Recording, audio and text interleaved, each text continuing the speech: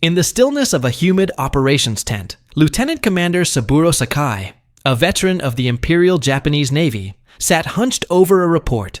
His sharp eyes, one still intact after a brutal American attack, scanned the intelligence, and his lips curled into a confident smile.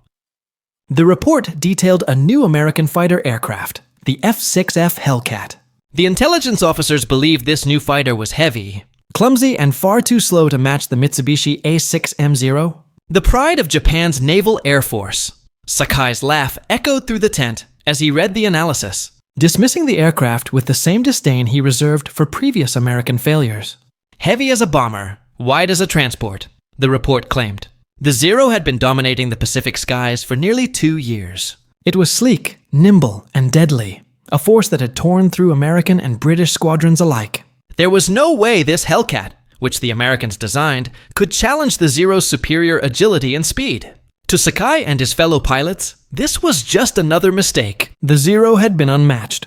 They couldn't imagine that in just 1 month, their world would be turned upside down. Sakai wasn't alone in his confidence. The Japanese pilots had been living in the glory of their dominance, which stretched all the way back to Pearl Harbor. In December 1941, the Japanese Navy had delivered a crippling blow to the United States Pacific Fleet. Afterward, they followed up with successes over the Philippines, Darwin, and countless islands in the Pacific. The Zero had proven its worth time and again. There was no rival in the sky. The Japanese thought they had achieved air supremacy, and it would be impossible for the Americans to turn the tide. Flying the Zero was considered an art form. It was said to respond to the pilot's thoughts, making it an extension of the man flying it. The Zero gave its pilots incredible maneuverability, enabling them to engage in the kinds of aerial dogfights that made the Zero legendary. The American planes, especially those that followed the P-40 and F-4F Wildcat, were slow and clumsy by comparison. The Americans weren't sitting idle. While the Zero reigned supreme, the United States Navy was hard at work developing a new fighter, the F6F Hellcat. It was designed to overcome the weaknesses of previous American aircraft and provide something that could match the Zero's dominance. The Hellcat was a massive departure from its predecessors. When the F6F Hellcat first entered service in 1943, it immediately seemed to defy conventional wisdom. The Hellcat was heavier, bulkier, and less agile than the Zero. Its wing area was larger, its fuselage wider, and its engine produced an impressive 2,000 horsepower, much more than the Zero's 1,130 horsepower. The Hellcat wasn't designed to turn as fast as the Zero. Instead, it was built to endure, to take damage, and to keep flying. It was meant to absorb the blows and survive in a way the Zero never could. To the Japanese intelligence officers, it was just another oversized, ineffective design. The calculations seemed simple. The Zero's wing loading of 20 lb per square foot gave it a superior turning radius. The Hellcat, with a 36.5 lb per square foot wing loading, was doomed to fail in close quarters combat. But they were wrong. So wrong that it would cost them their aerial supremacy. They couldn't see the bigger picture. The Hellcat's survival capabilities, its sheer firepower, and its ability to withstand damage. And most importantly, they underestimated its killing machine of a design. On September 30th, 1943, Petty Officer First Class Yoshio Fukui was flying an escort of a reconnaissance mission over Marcus Island when he first encountered the F6F Hellcats. Fukui had been part of the Japanese forces for years and had seen many American planes come and go. However, this Hellcat, was different. At first, Fukui thought the Hellcats were just another group of B-25 bombers, as the silhouette was unlike any fighter he had seen before. But as the planes drew closer, his heart sank. They were Hellcats. Fukui immediately prepared to engage. His first instinct, based on his experience with the Zero, was to dive down and use his superior turn rate to gain an advantageous position. But when he executed his dive, the Hellcat didn't do what he expected. It didn't try to flee. It didn't struggle to keep up with him. Instead, the Hellcat did something unimaginable. It went straight up, climbing vertically at a speed Fukui couldn't even begin to match. The Hellcat's engine produced 700 more horsepower than the Zero's engine, and it allowed the Hellcat to climb at an astonishing 3,500 feet per minute. As Fukui's Zero reached the apex of his dive, the Hellcat was already above him. Then, the Hellcat performed a maneuver that no one thought was possible for such a heavy aircraft. A hammerhead turn, flipping directly onto Fukui's tail. The Hellcat opened fire at 400 meters. Fukui's aircraft was struck by 17 rounds in just 3 seconds, leaving his aircraft in shambles. Fukui barely made it back to Marcus Island, his Zero riddled with holes. His wingman didn't survive the encounter. The Hellcats had struck first blood. By October 5, 1943, the Japanese Navy had experienced a shocking defeat, but they were still confident that their superior training and tactics would overcome the new American threat. Lieutenant Yoshio, leading 12 Zeros from the 252nd Air Group, was given the task of intercepting what they believed to be another nuisance raid by American carriers. As they climbed to 20,000 feet, the Japanese pilots had the upper hand. They held altitude, had the element of surprise, and were ready to take down whatever American fighters came their way. The Japanese pilots were certain that they would quickly dispose of the Hellcats. After all, the Zero's superior maneuverability had conquered the skies over the Pacific for years. But as the Hellcats came into view, the Zeros quickly realized something was very different. The Hellcats weren't scattering like they were supposed to. Instead, they maintained perfect formation, maintaining their speed and altitude. When the Zeros dove to attack, the Hellcats didn't try to turn with them. They didn't need to. The Hellcats remained unfazed, using energy fighting tactics, which involved using their altitude and speed to convert potential energy into kinetic energy for more powerful attacks. As the Zeros dove in for their attack, they quickly found themselves running out of ammunition. The Hellcats, on the other hand, simply absorbed the punishment. The Hellcats' armor, which included 212 pounds of plate protecting the pilot, self-sealing fuel tanks, and a toughened structure, allowed it to withstand the hits that would have crippled earlier American fighters. The Zeros, flying at high speeds and low fuel, soon exhausted their resources. The Hellcats then counterattacked. They climbed to higher altitudes, where the Zero's engine struggled for oxygen. The Hellcats, using their extra power, were able to leave the Zeros behind. At 25,000 feet, the Hellcats were still producing 1,750 horsepower, while the Zeros, struggling to climb, were down to only 900 horsepower. The Hellcats, with their superior speed and power, swooped down on the Zeros, destroying 8 of them, while not losing a single Hellcat. This battle was a perfect example of how the Zero's tactics and design had failed to adapt to modern aerial combat. The Hellcats, using energy tactics, maintained their momentum, not allowing the Zeros to engage in a dogfight. The American fighters had used superior technology, planning, and strategy. And this battle was the first confirmation that the Hellcat's power would prove to be its greatest asset. The Japanese had been wrong about the Hellcat. They had laughed it off as a mere clumsy failure. But the Hellcat was not only surviving, it was dominating. By June 19, 1944, the Mariana Islands campaign was set to deliver the next blow to Japanese pride. This battle, known as the Marianas Turkey Shoot, would become infamous for its one-sidedness. The Hellcat would seal the fate of the Zero Admiral Ozawa, who led the Japanese strike against the American carriers, launched his assault with 69 aircraft, including the best remaining pilots and their Zeros. But he was unaware that the Hellcats had already prepared for the attack.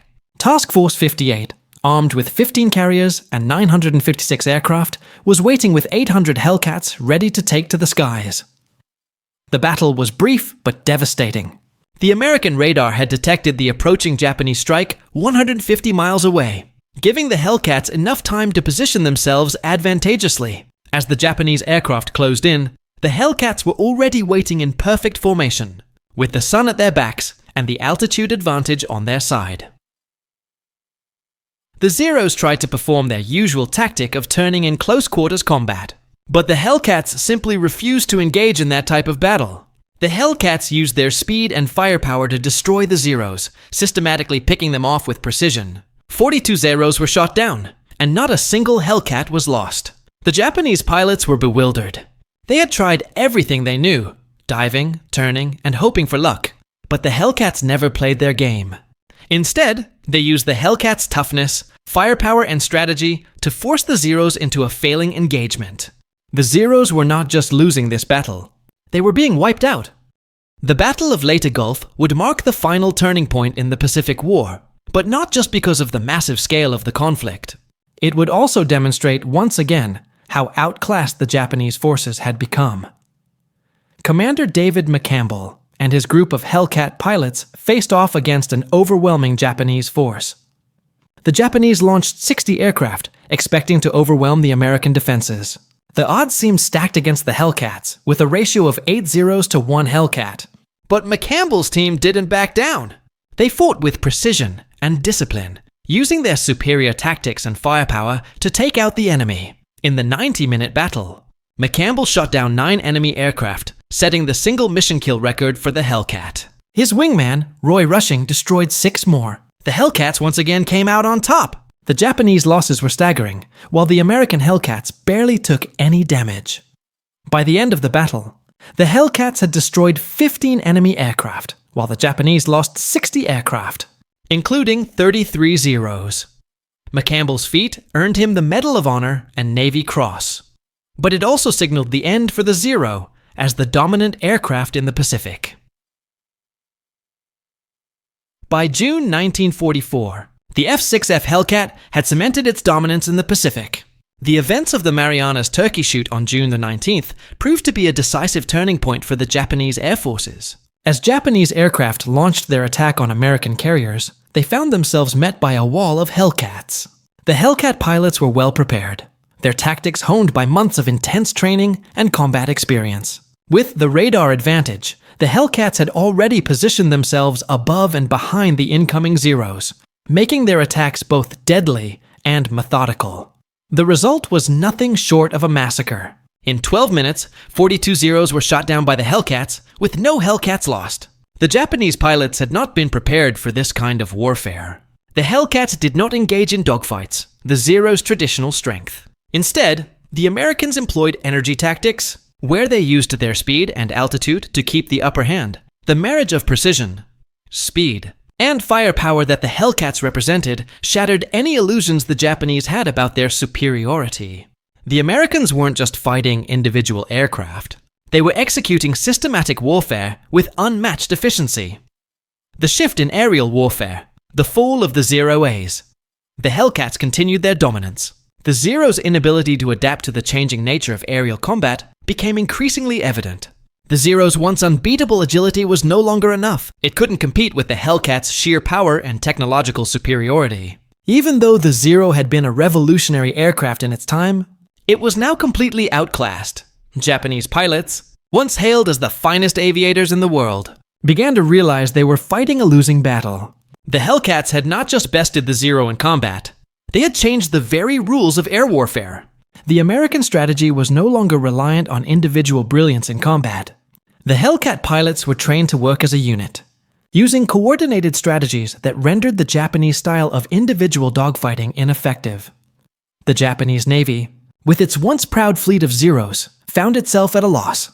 The training that had once made their pilots the best in the world was now insufficient against the technological advancements of the Hellcat. As the war progressed, Japan's aerial forces began to dwindle, losing experienced pilots at an alarming rate. The kamikaze shift, from fighters to guided missiles by early 1945, Japan had no choice but to resort to desperate measures. The once proud pilots of the Imperial Japanese Navy were being reduced to kamikaze pilots, pilots who were sent to die in suicidal missions, attempting to inflict damage on the American fleet. The kamikaze program represented the final surrender of Japan's aerial dominance. The Zero had been a symbol of Japanese superiority, but by 1945, it was a shadow of its former self. The American Hellcats, with their unmatched firepower, survivability, and training, had destroyed Japan's aerial forces and reduced them to desperation. The sacrifice of the kamikaze pilots marked the end of the Zero's legacy and the rise of the Hellcats as the definitive aircraft of World War II. The ultimate defeat of the Japanese Imperial Navy came on August 15, 1945, when Emperor Hirohito announced Japan's surrender. This marked the end of the Pacific War, but the Hellcat's legacy lived on in the skies. Throughout the war, the Hellcat had proved itself not only as a superior fighter, but also as a symbol of American industrial might and technological superiority. The Hellcat's kill ratio of 19.1 was unprecedented, and its success in the Pacific War was a reflection of the American commitment to outproducing and out-teching the enemy. The Japanese had laughed at the Hellcat's design, dismissing it as a failure, but by the end of the war, they were fighting a losing battle against a machine they could never understand or replicate. The Hellcat had destroyed the Zero, and in doing so, it had wiped away the myths of the samurai fighter spirit. The Japanese pilots, who had once believed that honor and individual skill would determine the outcome of aerial combat, were now fighting a war of attrition. The Zero's reign of terror had been built on assumptions about the nature of combat. The Hellcat had proved that in modern warfare, the system matters more than the individual. The Hellcat's legacy was not just in its victories or its kill ratio, but in the lessons it imparted about the nature of war. The Hellcat was not just a fighter. It was a symbol of the American industrial might, the teamwork, and the willingness to adapt and innovate. The Japanese Zero had been a product of a different time, a time when the individual pilot's skill could decide the outcome of a battle. But the Hellcat demonstrated that modern warfare was about systems, strategy, and numbers, things that the Japanese had failed to understand until it was too late. In the years following the war, historians and military experts would look back at the Hellcat's success and recognize it as the turning point in aerial combat. The Hellcat's triumph over the Zero was not just the destruction of a superior aircraft, it was the destruction of a philosophy of warfare that had relied too heavily on tradition and pride. In a final reflection, Lieutenant Commander Saburo Sakai, Japan's greatest ace, would admit, "We thought we were samurai, but the Hellcat showed us we were just men with outdated weapons. We never understood the difference until it was too late." The Hellcat had the last laugh, and it would forever be remembered as the aircraft that brought the Japanese air forces to their knees and brought victory to the Allies. As the American aircraft flew over the wreckage of the Zero, the world knew that the F6F Hellcat had not just won the war, it had defined the future of aerial combat. By the time the last Hellcat flew over the remnants of the Japanese fleet, the Zero's reign was over. The Hellcat had wiped out the Zeros, and the skies belonged to the Americans. The legacy of the F6F Hellcat would be a reminder that technology, production, and adaptation would determine the winners in the modern age of warfare. And the Zero, as magnificent as it was, had failed to see this truth until it was too late.